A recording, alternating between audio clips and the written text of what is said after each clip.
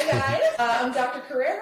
Welcome to Gloved Up and Scrubbed In, and I am so excited to have my guest, a dear friend of mine, colleague. His name is Dr. Sam Mikhail, and he specializes in emergency medicine. You're still the chief over in Virginia, correct? Mm-hmm. Internal medicine and regenerative medicine. That's what we're going to talk about today. Regenerative medicine, you have two practices here in Florida, in Tampa, and in the Villages also. Where did you graduate from? Graduated back in 2007 from residency. I did medical school in New York College of Osteopathic Medicine in Old Westbury, New York. And then I did my residency here between USF, which basically the broad term is USF, but it's Tampa General Hospital, Moffitt Cancer Center, and the VA hospital here. Yes.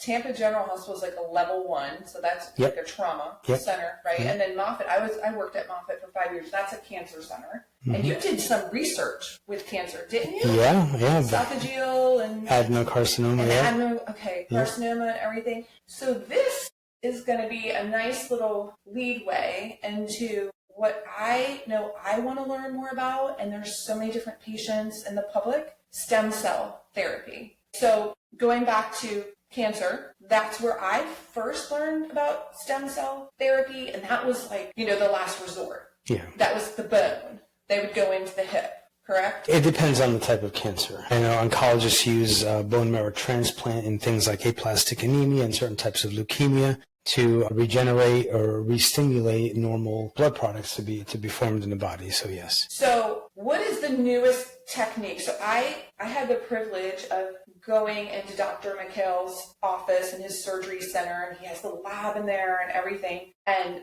was able to shadow or precept with him during one of the stem cell transplants. And it was not going into the bone. It was going into the adipose tissue, the flank, and you extracted stem cells out of there through the adipose, right? Can you walk us through? Because patients, the public, I was very unfamiliar. I had no idea about this. So how did this start? Give us the process from if a patient comes to you and says, I need help. I'm injured, my shoulder. I don't know what to do. I don't want to go for surgery. What do we do and what are my options? So it started off with very close friends. One was a plastic surgeon. His name was Mark Vernon, the late Mark Vernon. The man was a genius. And his partner, Dr. Elliot Landers, who's a urologist, he's also a genius. And the two of them could put their minds together. In this way, that they found that there's stem cells really in basically in every part of your body. You got stem cells in your brain, in your spinal cord, you've got them in your liver. A lot of people probably heard of the liver being regenerative. Yes. Even back in Greek mythology, I think it was one of the Greek gods, he would have the crows come and eat his liver and it would keep regenerating. Even back in Greece. If you have a healthy liver and you cut it in half, in 2 weeks it'll grow back, which is crazy. You have stem cells in every organ of your body, around your heart and your pancreas. But them are easier to get to. They have, there's a lot of studies on bone marrow stem cells, use different type. They all have their pros and cons. We can talk about, where they each come from, but it all starts in embryology. Yeah, that's what I was going to say. I did OBGYN for years, and we would always ask the expectant mother, do you want to donate? Yeah, I remember when my son was born, they asked us the same thing, and they were asking an obscene amount of dollars for that. And back then, I was a broke medical student. We didn't have that kind of... Yeah. But from what I understand, even if you have agreed to do that, umbilical cord stem cells, once you've had them harvested and banked, they're still very difficult to get. To extract out? No. To spin order. No. To order them. There's a lot of red tape around it. Okay. And I don't... They think, because they think it's still part of an embryo or something? No. There's a lot of red tape. You pay to have them extracted, you pay to have them banked, and they promise you that you're able to get them, but there's a long process. Even if it's your own? Even if it's your child? It's very difficult to get your own umbilical stem cells once you've paid for the harvesting and the banking of them. The three most common types are bone marrow stem cells and the adipose tissue stem cells, which is what I use. And then you have the umbilical cord stem cells. What's the medical term for that The mesenchymal stem? Yes, it's MSC. MSC. Okay, we're going to call it MSC because it's a very long word. So yeah, mesenchymal just means it came from the mesoderm of embryology. So if you remember from embryology, there are 3 germal layers. You have the ectoderm, the mesoderm, and the endoderm. And those each 3, I mean, the mother of all stem cells is this fertilized zygote. And then one egg that's fertilized becomes 2, then becomes 4, then 8, 16, 32, 6. And that one cell could become any cell in the body. It's called totipotential. It could totally become any cell. Now, as they begin to as they begin to divide, some of them become different germal layers. The ectoderm basically, I like to say it works on your attractiveness. So basically, the lineage of those cells will be, your hair, your skin, your nails, and your brain, and your spinal cord, and your nervous system. Okay. So that's the ectoderm. Then you have the mesoderm. Mesoderm, you can think of movement. What moves? Like muscles, bones, joints, even your circulatory system, your heart, and things like that. That's where the mesoderm comes. Is the heart like the last phase of the stem cell? Like once it kind of cultivates and it becomes that, it can only be a heart stem cell? Correct. Okay. Because that's the cardiac striatal muscle. And then you have the endoderm, which is basically your liver, pancreas, the inner lining of your intestines. It's like organs, internal. Yeah, no, internal. So if you look at those 3 things, the mesoderm, we actually get it from fat cells. And, you have fat pads in your knees, you have fat pads all over the place, you have subcutaneous. Oh my goodness. Okay. It just cushions the joint. Okay. But anyway, so every part of your body has stem cells, so we call them mesenchymal stem cells. So these MSCs, if you will, down the road, we found that we can use them in other germal layers. Now, once it becomes differentiated, we found that there's very, very small chains that can actually go back and reverse. Right? So the definition of a stem cell is the only cell in the body that's not completely differentiated. So when you first extract it, you take the patient back, you do all the screening, you make sure they're a candidate for this. And they're awake? 100%. They're awake, and no sedative, nothing, just kind of like... a little bit of local anesthesia, very minimal. You have them lay on their belly? Yeah, lay on their belly. We go up over the flanks, basically the love handles on either side. Okay. We take about 50 cc's of fat under. It's a very, very simple. The pain is maybe 3 out of 10 or less for the most part. It's like a liposuction. It's a mini liposuction. Okay, so they're getting 2 in 1. Yeah. So if you're a little chunky back here, actually you want a little chunky, right? It's easier. Skinny people have the same number of stem cells as chubbier people. Difference is they're separated by more fat tissue. So in other words, a skinny person will still have the same number. They're just more concentrated because they're not separated. They're consolidated. So you don't need to do 50 cc's? You don't need to do as much. I mean, we still will try to, but you don't need to do theoretically, because the stem cells are still packed in there. They're just not separated by fat cells. Okay, so when I shadowed you, when we had this patient and you did the aseptic cleaning, everything was sterile, very careful, and you went on each side of the flank, and that would be from the last rib, right, to the top of the hip. So in between that area, so people know. And then the patient was just laying flat, kind of talking, staying very still. They were comfortable because you had numbed them up with the little concoction, Lidocaine, whatever we do, right? Go ahead, and it just looks like a big syringe, right? You're pulling it back. After we get the 50 cc's, after you get this, you have like a lab right there. So tell me what happens from there. The entire procedure, from the minute the patient lays down until he gets, everything is 100% FDA compliant. Okay. So, which means that it's completely sterile, very, very clean environment. We practice. I mean, I've been a physician for 21, 22 years almost now. And I've done a lot of procedures in my past, so I'm very comfortable doing procedures. Patient is very comfortable. And it takes about 20 minutes, the whole procedure from beginning to end. And we take the stem cells, or we take what we call the stromal vascular fraction, or the fat harvesting. Okay. We take that, we pass it right through in a sterile technique to the lab person. The lab I'll take everything else is properly trained in the sterile procedure and everything. And we'll basically go from there to help separate the stem cells from the adipose tissue without altering the stem cells at all. They're your absolute natural cells. We incubate them, then we centrifuge them, And then half of them, if the patient would like, we can actually be autologous. So it's not the same as like giving blood. So there's no ABO to worry about, positive, negative, anything like And that. once it goes through, you're getting pure stem cells, nothing else. In those stem cells, the stem cells also secrete things like growth factors and exosomes and all these things. They help the cells do their job. Go back to MSCs. We used to think that the stem cells are the cells that go into the body and actually change and become the new tissue. And although some of the cells actually do that, that's not really the case. Most of the time, the stem cells go into the body and they orchestrate and wake up your own body's dormant stem cells. Well, they do. So that's why you can They like use... communicate with They us. They're knocking on the door and they're Correct. saying, "Hey, wake up." Do they repair? Like if the mitochondria is, broken down, that's like the engine inside of a cell. Yes. So if it's sputtering, if it's out of gas or whatever, will the stem cell go in and repair it? I will tell you the biggest answer we have to all of these questions is I don't know. Because stem cells are smarter than you and me.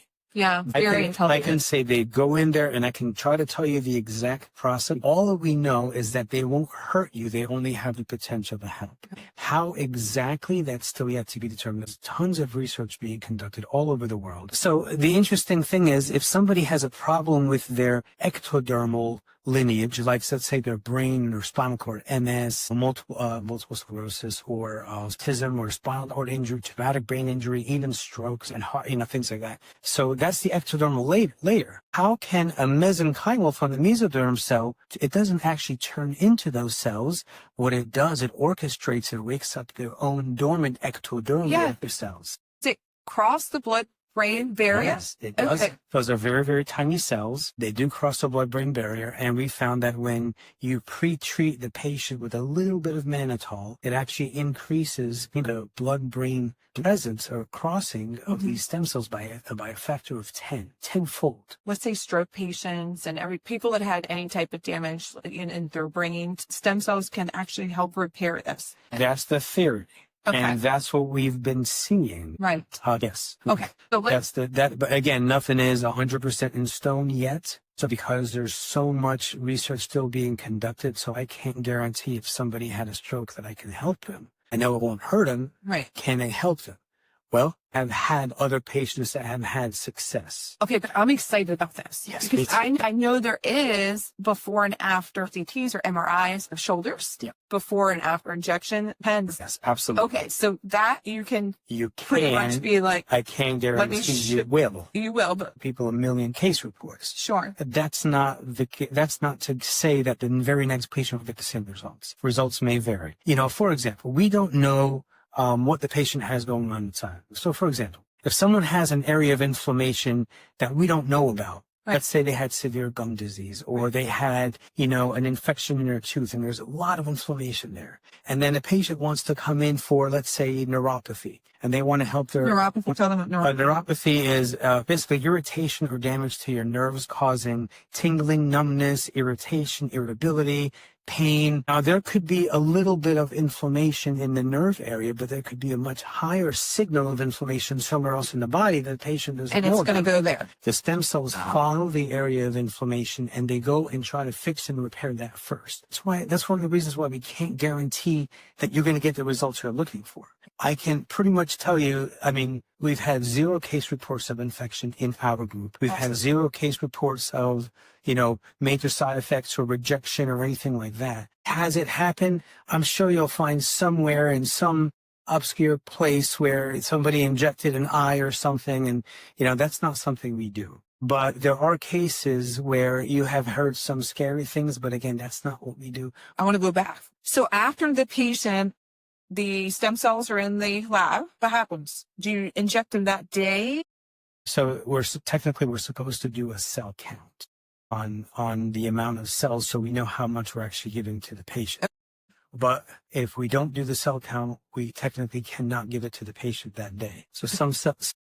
How do you do the cell count? There's a machine that you can purchase. Okay. What we do is we take those cells, we send them to L2Bi, which is the cell bank that we use. It's located in Maryland. They're actually doing some FDA studies right now on Crohn's disease, which I'm very excited about. Yes. Yeah, so the FDA is getting involved because you can't hide this forever. It's coming out, there's so many different cases. It used to, now this is the next stage of life. Like, this is what it's going to be. Because we're realizing with the GLP-1s, right? Peptides right there. The first peptide, you guys, was insulin. That was one of the first in 1921. So everybody's familiar with insulin.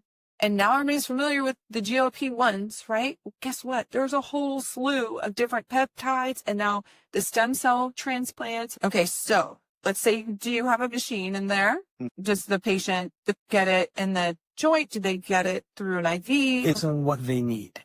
So, for example, if I had a patient that came in with a shoulder injury, and basically he is an avid bodybuilder, and he had injured his shoulder. He had a supraspinatus minor tear in there. And, we did an ultrasound, saw a couple of areas of damage here and there. So what we did was, because we extracted so many cells, generally speaking, if you do a cell count, you're going to pull out somewhere between 120 and 150 million cells. Adipose tissue, like I said, in my opinion, they're the absolute best out there. Better than bone marrow, in my opinion. Way better than umbilical cord. I don't even like them, but it does help. Umbilical cord, I can't deny that it doesn't work. It does work. I love adipose tissue. They're robust. They're heavy. They're easy to get to. It's minimally invasive. You're not drilling through somebody's bone, or you're not waiting for somebody to deliver I don't want to say your it's birth. painless, right? But it's relatively. yes, it's quick and recovery. Minimally invasive, no downtime at all. You're up, you're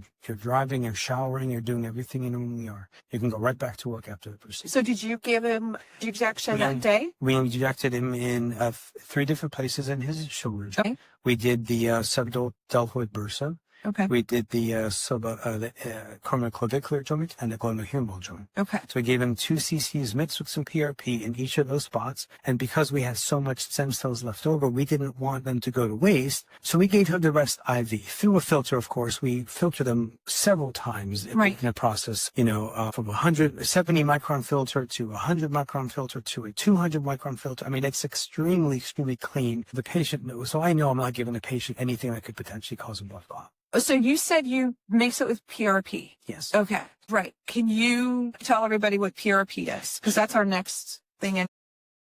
For PRP, it stands for platelet-rich plasma. You can either do leukocyte-rich PRP or leukocyte-poor PRP. Leukocyte means white blood cells. Right. So the body can heal with 2 different ways. Either white blood cells or stem cells. So if you look at a child where their stem cells are very active in their body as a child, they basically get to the area of injury or inflammation first. They have a very robust immune system. Exactly. And their stem cells are active, and they basically, I don't like to say like Wolverine, but you can say they repair very quickly, very easy. You don't even get scar tissue. So if white blood cells get to the area of injury first, you're going to get scar tissue. Okay. If the stem cells get to the area of injury first, they shut down the inflammation so as to not call in more white blood cells, and they actually regenerate, repair, and fix and replace damaged tissue, normal functioning tissue. Just basically like you are in the fetus, it's going to recreate the damaged tissue, which is beautiful. So that's why children hardly get scar tissue. But as we get older, our stem cells become more dormant and more quiescent, and they sit there and they're not as active as they used to. So just to reiterate, are you pulling it out at the same time that you're doing, like when you spin it? Okay. So we take about 12 or 20 cc's of blood, depending on how much we need. Okay. And we spin it right then and there in the lab at 3,500 RPMs for 20 minutes. Okay. And in the gel layer in the tube, it separates all the blood products, which is the white blood cells and the red blood cells and things like that, from the plasma and the platelets. Because they're lighter, so they go to the top of the tube, whereas the heavy cells go to the bottom, and they're separated by this gel layer, which has anticoagulation products and things like that. So anyway, so when we take that, we can use that and the plasma, we mix it up a couple times, and we can mix it with stem cells. Now, I like to activate it with light therapy. Okay, so now another, like That's another tier. That's fantastic. And I have found so much better results. How through the patient? No. There? How? No, we have a Okay. little machine, and that little machine will take a syringe, a 10 or 20 cc syringe that has either stem cells or PRP or even methylene blue. That's a different story. But we take those, No, we can't.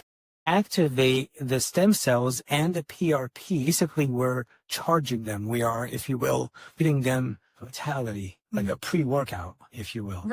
So we activate them with red light, violet light, yellow light, and green light. And we do that right before we give them to the patient. And I have personally seen dramatically better results when I do that than before I purchased that machine. And that right there has been my game changer. I don't want to treat a patient with stem cells without this machine. So start to finish, if someone was to come in for a stem cell transplant, let's say for a shoulder, okay, what is the time involved? And I know I've done some research, like pricing could go anywhere from $5,000 to $50,000, but it's a game changer because surgery in itself, is, and it's not guaranteed, but surgery and so on and so forth, and your time off from work and so on and so forth. Oh, from the time they go in to the time they're done going home, how long does that take?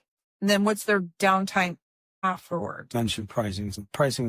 Obviously, because we do it here in the States, you don't have to go to Mexico or Panama or Costa Rica and spend $50,000. And you don't even know if it's sterile there. You don't know what's going on. That's a whole nother. That is a third world country.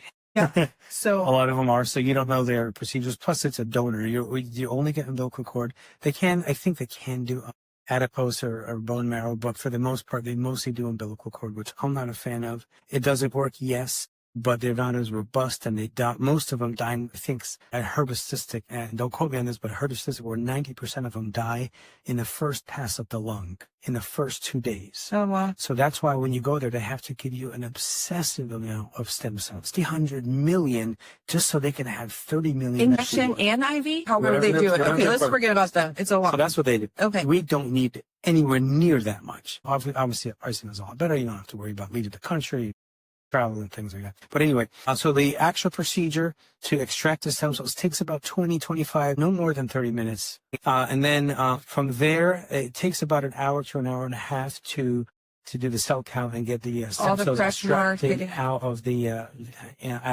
adipose matrix. And then we activate them. It takes about 8 minutes to activate the stem cells and 4 minutes to activate the PRP.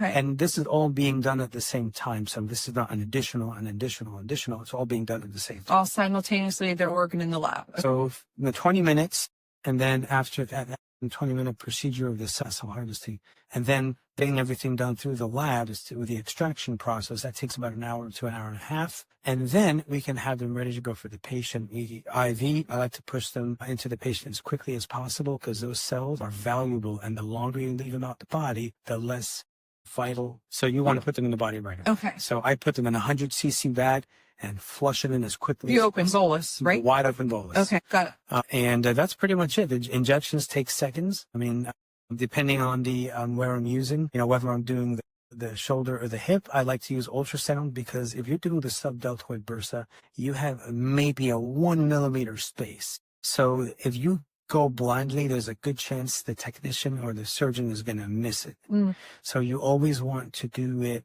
on guidance. So I know. What about knee? I know you can feel. Easy. It's easy. Knee is very easy. Hip is also very easy, but I like to use it because it's a deeper structure. So ankle, I like to use it also, but you don't need it. You're just more safe.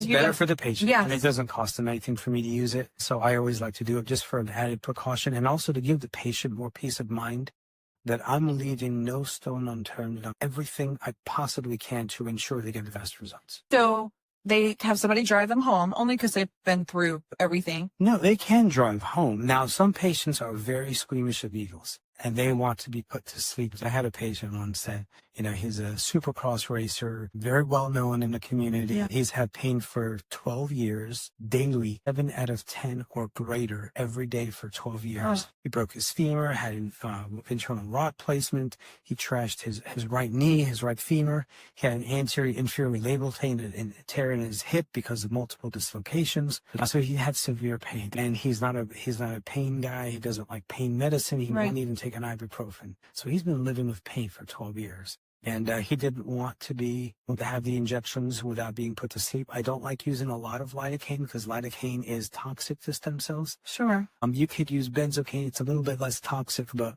in either case, we use cryotherapy. So what do you use, like a Versed, a ketamine? I would use ketamine. Okay. Yeah, I think it's way safer than using Versed plus fentanyl or propofol, because those all cause respiratory depression. I think is the safest one. You're in, you're out. It's very quick, very easy. It's very clean, and you'll be awake in 30 minutes after infusion. Somebody drives you home. If you use a ketamine, somebody has to drive you home. You have to be fasting for 4 to really 6 to 8 hours before you get the ketamine therapy, because it can cause a little bit of nausea, things like that. Of course, we pre-treat them with everything they need. I'm very comfortable with ketamine. I've been using it for years in the ER. So if you're using ketamine therapy, if you want to be put to sleep for the actual joint injection, and yes, you will have to have a drive home. Outside of that, you're perfectly fine to drive home yourself. There is no downtime. You can shower. We ask you not to submerge. Do you put you put a stitch? Remember, one little stitch. And the stitch is really unnecessary. The patient's peace of mind to just minimize the scar. Yeah, the scar is about half a millimeter or smaller on each side. Yeah. On each side of the flank. It's really nothing. It's really small. You don't really need a stitch. I always want a stitch. I'd be like, put a stitch. I did it as an added benefit for the patient. Right. And it's a dissolvable stitch. You don't have to take them out. So it should dissolve its own in about 7 to 10 days. So we don't want the patient to submerge in water like a hot tub or a bathtub for the first 3 days after. At least. You're nice. I'd be like 2 weeks. I would just be afraid. You know what I'm saying? Well, but by that time, in a couple of days, it'll begin to close and stuff. We do give you an abdominal binder to wear, because basically you're separating the tissues or the layers, because you're taking away a layer of fat. Sure. We like to have that collapsed. You don't want that to fill with fluid or cause infection. So we like to keep that collapsed for a good 5 to 7 days. Like you would for liposuction, you got it. Right. Exactly. You want to do this. Right. Okay. All right. That. Yeah. So the PRP, we asked about the US. No, we're going to go into PRP now. Yes. I have a lot of questions for still the stem. We'll do that later, but let's do the PRP. Here all over for aesthetic purposes, right? For the collagen, for your face, for vitality. Yeah, I had it for my knee about 12 years ago. 7 years later, I decided to finally do the surgery. And the surgeon, surgery? I did orthoscopic surgery. Oh, you did do surgery. I did orthoscopic, and the surgeon, Dr. Ira Gugentag, he's the surgeon for the lightning. So he said you got maybe a 10% chance of improvement because you waited so long. It should have been under 5 years, but we'll give you everything I got. We'll go in there, we'll clean it up. We'll do some PRP in there. He got rid of my pain when I'm standing and sitting. But if I were to run, if I had to run to a code from the ER. What about stairs? Oh, yeah, stairs, running, I couldn't do that. Right. So I said I had to do the stem cell procedure myself. So one of my very good friends, John Hammock, did the stem cell procedure on me. And fantastic job. Wonderful job. Anyway, he injected my knee within 3 days. And this is only my testimony. I can't say everyone will get this results. Within 3 days, I was 100% pain-free. I can do squats at the gym. I could run. I could jump. I can go up and down, sit with zero pain. Now, of course, I gave it an 8-week rest period. Yes. But my pain after the entire procedure, I had zero pain completely. I had minor pain before. Now I had what do you tell patients? Is it the 8 weeks you tell them to chill out and let that kind of rest? Just like if you're, if you have a big cup and then you're developing new skin. Yes. Yeah. You want to nourish it. You want to heal it. You want to give it everything it needs so it can heal and create new skin. Same thing with your joint or any kind of regenerative procedure.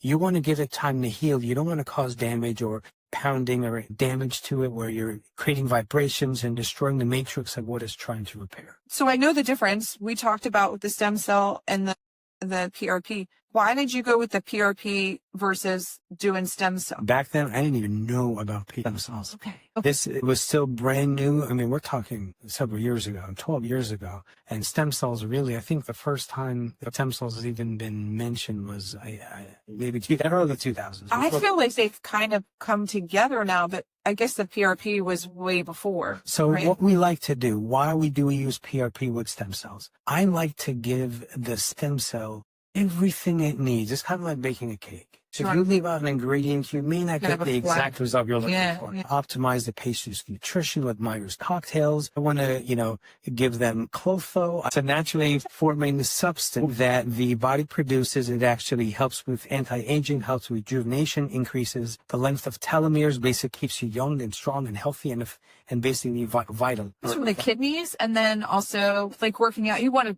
just bone and muscle, it will produce it too. And help. It also has a lot of anti-cancer effects too. Does it? Again, there's still studies being, I'm not making claims. There's still studies being formed, being done on it, but there's a lot of amazing things where they have found. I know we can. Yep. Mimic its organ. Yep. They can help patients with chronic severe diseases like cancer or autoimmune disease have very, very low or non-existent level of clotho. And when they improve, or if they're in remission, their clotho level rises again. So there's a correlation with sickness and disease and low clotho levels, and there's a correlation with wellness and high clotho levels. With Alzheimer's, everything. Because I know it's like neuro stimulates, fantastic. So fantastic. I have a couple questions that I asked just patients have come to me, and I'm like, oh yes, I'm gonna ask. Okay. Do you prefer using, because there's auto and allograft. Can you tell us in 2 sentences the difference between them and then what you think is the best? Autologous stem cells, for example, are your own. Auto means self, right? And that is always the gold standard. It is the safest to use because you're not going to have a rejection to your own body's. What if you're sick, though? Can you get allo from somebody else? You can. If there's a reason why you don't want to use your own, like umbilical cord, stem cells are always allograft. Okay, sure. Allogenic. The umbilical cord stem cells are actually the babies, not the moms, because that's part of the placenta. And so that's really the baby, not the mom. So if the mom gets her own umbilical cord stem cells after delivering a baby, she's actually getting her baby stem cells, not her own. So autologous is your own stem cells, like bone marrow and adipose tissue. We like to use those. Also, because a parent to a child is 100% met, that the children get the parent cells, it's considered autologous. And there's thoughts that it's better to use the moms over the dads because mitochondrial DNA comes from the mom. They don't come from the dad. So it's a little bit more specific to that child. Either are fine. I've used either dads or moms to the child and had fantastic. So you're in favor of auto. So no. Autologous is always the best, the safest. In patients who cannot get it for whatever reason, or they refuse to do it, or they don't have the funds, within certain parameters and guidelines, there are allogenic products out there. Personally, me, do not recommend umbilical cord allogenic, or because they are almost always completely dead, and you're getting nothing more than exosomes and growth factors. There is a commercially available form called StemForce. StemForce. And StemForce, I have been using it for years now on patients within the parameters of their guidelines. You can do it, in subcutaneous, or you can do it in joints, because large joints are not vascular. So if you put it in there, they're not going to go out into the bloodstream. So there are certain ways where you can actually use allogenic stem cells within the parameters and guidelines, and they're extremely safe. And again, I've been using it for several years, never had a rejection, never had a side effect, never had a fever or chills or flu-like symptoms like the literature says can happen. Never seen it. That's fantastic. Okay. Next question. What's the most unexpected success story you've seen from PRP and stem cell therapy? Cool. How about then in the public that you've seen happen, so then that way you're being HIPAA compliant. Yeah, here's what here's what I can't do. I can't tell you that this patient had absolutely 100% improvement, even though some of them did. I can't say that because I can't give the expectation to that next patient. I have to tell all my patients that this is not FDA approved. Right. It has not been cleared by the FDA. Safety and efficacy cannot be guaranteed, that you're going on your own risk, and you're signing all these forms to say, hey, this is the situation. If they talk to another patient who has had stem cells, if they found them online or something, I can't stop that, but I can't guarantee that every patient will get the same results. I'm going to give you another success story. Ron, my husband, surgery in one shoulder, horrible, just I mean, he recovered and everything, but the process, the recovery part of it was horrible. The other side, he had the stem cell. Beautiful. Absolutely beautiful. Yeah. And he was able to still go to the gym and he was, was careful with it and everything. But he said, never again, like with the surgery part of it. Autistic children, I've heard they have received stem cell and there's been changes in their behavior. Have you seen this? Yes. Okay. Can you elaborate maybe a little bit? Okay, so going back to, basically autism, you're looking at ectodermal issues. And how can a mesenchymal cell help an ectodermal issue? Because it activates their own ectodermal stem cells when it crosses the blood-brain barrier. So now MSCs is now termed, still MSCs, but now they're changing the name from mesenchymal stem cells to medicinal signaling stem cells, just to keep the acronym MSC. Oh. Medicinal signals, where they go in there and they actually cause signals to dormant stem cells to wake up and do their thing. Now, again, I can't talk about specific examples, but I will tell you, when the parents called me and gave me reports, I was in tears, especially after I started implementing red light therapy. I can't guarantee my patients will get this, or anyone's patients will get this. We don't expect to see any improvement in 6 to 8 months, but we have seen dramatic results in as quick as 8 days after using red light therapy. And again, I cannot guarantee that every autistic child, the younger the better, but I can't guarantee that every autistic child will benefit from this. But let me put it in this way. I've been a physician for over 21 years in Western medicine, and I have seen things with my own eyes and I'm a skeptic by heart. Yeah, me too. I can't even believe I'm over on this side now. several years, over 30,000 hours in studying. I'm up till 4, 5, 6 in the morning. I went to bed this morning at 6:20. Yeah. Because I was studying and reading. I can't put this stuff down. And anyway, I have seen so much with my own eyes and the parents are just so elated that I have seen enough to say, this is the future of medicine. This is where I no longer want to practice emergency medicine or internal medicine, even though I do and I can. I want to focus most of my energy on regenerative medicine, because we're seeing things that we have never seen in Western. I'm seeing it in myself. Yeah. Healthier, stronger, sharper, and then just... And unfortunately, I can't show testimony. I know, but you know what? If you guys are a patient of Dr. Mikhail's, post a review, because then that will be public, and then you can share it with everybody else. So that's how we'll do it. We encourage you on his website, on his Google review, on my Google review, but put it out there because we want to know, and then this way we'll spread the word even more, because I totally 100%. We are putting out FDA compliant content out there, because we have these very, very narrow parameters that we can't cross. But if a patient were to post a testimony in one of the comments, we can't stop them. But it's not coming from me, and I didn't tell them to do that. Sure. I just can't stop them. So, sure. If somebody posts it in the comments there, maybe that's a place they'll see it, but they won't get it from me. Sure. Well, for many rules and just for HIPAA compliance and everything else, I'm gonna deviate a little bit. So, as far as stem cell and PRP, there's hair restoration, right? Skin rejuvenation. Yeah. Yeah. And so that's just for male, female. Whatever. Yeah. And they do the PRP, just kind of like injections. Called the vampire facial for the face. And the face, right, and the hair. So the idea is, if you're talking about hair, there's 3 things you want to do. You want to basically support the environment of the hair follicle. That's number 1. Then you want to repair the hair follicle, and then you want to activate the hair follicle. Those 3 steps. Okay. So whatever it needs, whether it's exosomes, which exosomes will probably be the next best thing in hair restoration and skin rejuvenation. But exosomes are so powerful. Do you plant and put it there and then do it? So the traditional way is they use medications like finasteride and venting it somewhere else. It'll take root. I know. Now, I tried to do that with one of my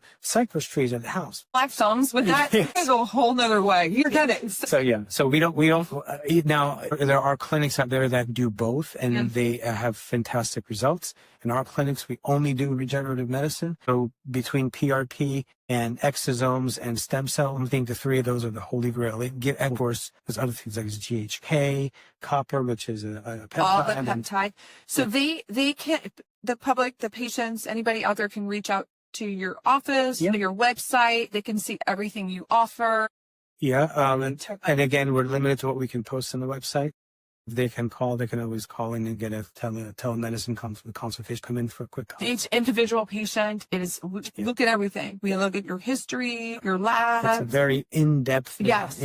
We won't do stem cells for cancer patients personally, because there's still more data to be found. Yeah. There's a question, a well-meaning scholar asked, well, if stem cells can help grow tissue, can't it help grow cancer tissue? Well, that's a great question. What are the chances that that can happen? So now they're running and doing a slew of studies on those. But because we're not definite in that arena yet, there's going to be all the waivers and all the trial, all the studies. Right now, we don't treat cancer patients. Now, there's other things they can do other than chemo in traditional ways. There's other ways and alternative ways that has found success in cancer, which I will talk about, but that is available as well.